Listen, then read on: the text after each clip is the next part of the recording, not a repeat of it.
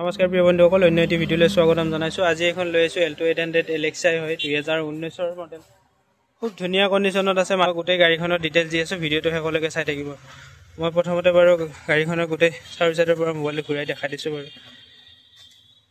একদম tip top condition, showroom condition বুলি ক'লেও ভুল নহয়। গাড়ীখন কৰাব লগা একো নাই। গাড়ীখনত ফাৰ্ষ্ট অনাৰৰ গাড়ী হয়। এক্সপায়াৰ টায়াৰ 8টা হৈ আছে গাড়ীখনৰ, চাই থাকিব।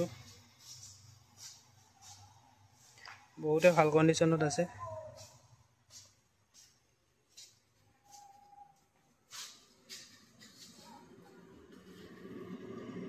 বাকী টায়াৰ কণ্ডিশ্যন চাব পাৰে, গোটেইকেইটাই 80% আছে। এইটো চাব, এইটো চাই ল'ব। নেক্সট আপোনাৰ লেফ্ট চাইডৰ দুটাও দেখাই দিছোঁ বাৰু। এইবিলাক 80% আছে টায়াৰ গোটেইকেইটাই,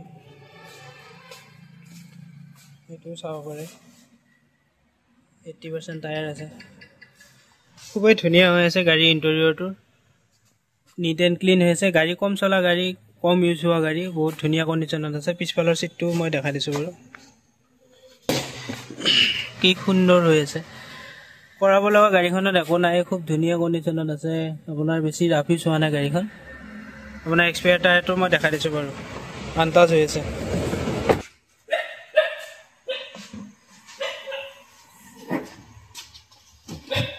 একদম আনটাচ হৈ আছে বোলে।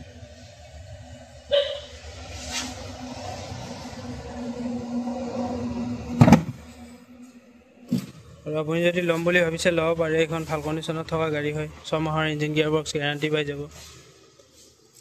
বাকী মই কিলোমিটাৰটো দেখাই দিছোঁ বাৰু, কিমান চলিছে।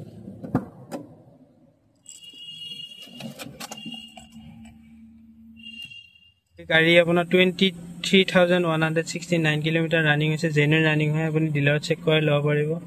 নেক্সট আপোনাৰ AC কণ্ডিশ্যনো খুব ধুনীয়া হৈ আছে, ধুনীয়া ৰানিং কণ্ডিশ্যনত আছে। বাকী মিউজিক চিষ্টেমো কাম কৰি আছে। গিয়াৰ বক্সৰো কোনো এনেকুৱা ইছ্যু নাই। আপুনি 6 মাহৰ ইঞ্জিন গিয়াৰ বক্স গেৰাণ্টি পাই যাব। বাকী পাৱাৰটো চাব পাৰে, সেইবিলাকৰ কোনো ইছ্যু নাই। ৰাইট চাইডৰখনো চাব পাৰে, কোনো ইছ্যু নাই গাড়ীখনত। বাকী ভাল কণ্ডিশ্যনত আছে। মই ইঞ্জিনটো দেখাই দিছোঁ, চাই থাকিব।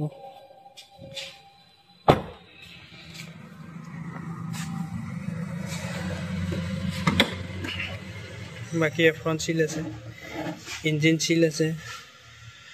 বনেটটো চাই ল'ব।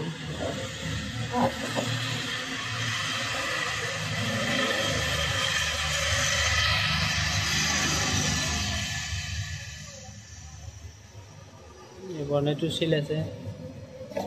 মটৰ এইবিলাক আপোনাৰ কোম্পানীৰ চিল হয়, এবাৰে আহে।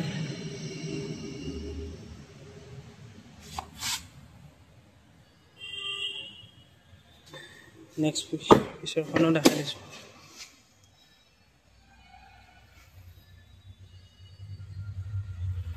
এইবিলাক কোম্পানীৰ চিল হয়। লেফ্ট চাইডৰ দৰ্জা দুখনো দেখাই দিছোঁ। এইবিলাক কোম্পানীৰ চিল হয়।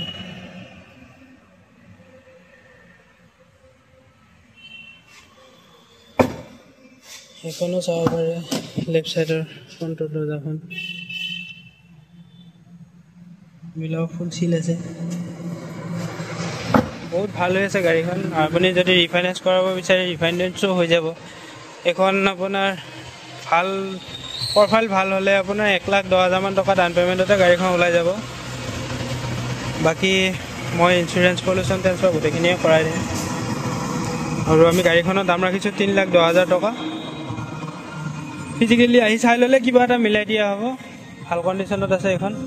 নেক্সট আহিছে এইখন গ্ৰেণ্ড i10 হয়, আপোনাৰ 2018 ফেব্ৰুৱাৰীৰ হয়। গ্ৰেণ্ড i10 আস্থা হয় টপ মডেলখন। এইখনো অৰিজিনেল পেইণ্টতে আছে, ফাৰ্ষ্ট অনাৰত আছে। আপোনাৰ টায়াৰ কণ্ডিশ্যন প্ৰায় 50-60% আছে। ভাল কণ্ডিশ্যনত থকা গাড়ী এইখনো। মই চাৰ্ভিচাইডৰ পৰা কেমেৰাটো ঘূৰাই দেখাই দিছোঁ বাৰু। সৰুকৈ বাম্পাৰত এইটো স্কেচ আছে, অৰিজিনেল থকাৰ বাবে কৰাই দিয়া নাই। বাকী গাড়ী কণ্ডিশ্যন ভালে আছে বাৰু।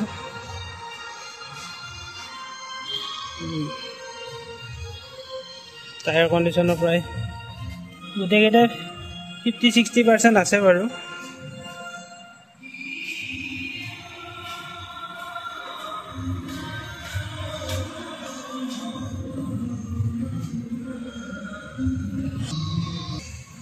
মই ইণ্টেৰিয়ৰটো দেখাই দিছোঁ বাৰু এবাৰ, ভালে আছে। আপোনাৰ পিছফালৰ চিটকেইটাও দেখাই দিছোঁ বাৰু।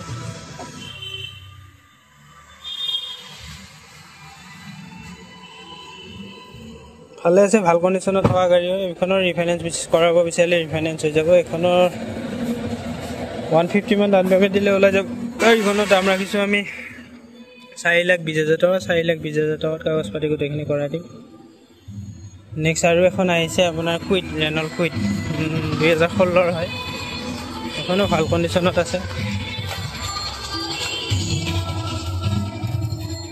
এখনৰ ৰিফাইনেন্স কৰাব বিচাৰে ৰিফাইনেন্স হৈ যাব, ভাল কণ্ডিশ্যনত আছে এখনৰ আমি দাম ৰাখিছোঁ 2,30,000 টকা। 2,30,000 টকাত গোটেইখিনি কাগজ পাতি কৰাই দিম।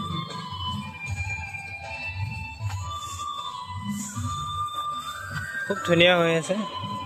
আৰু আপোনাৰ যদি কিবা জানিবলৈ থাকি গ'ল ডিছপ্লেত আহি থকা নম্বৰটোত আপুনি কণ্টেক্ট কৰিব। ধন্যবাদ ভিডিঅ'টো সকলোৱে চাই থকাৰ বাবে।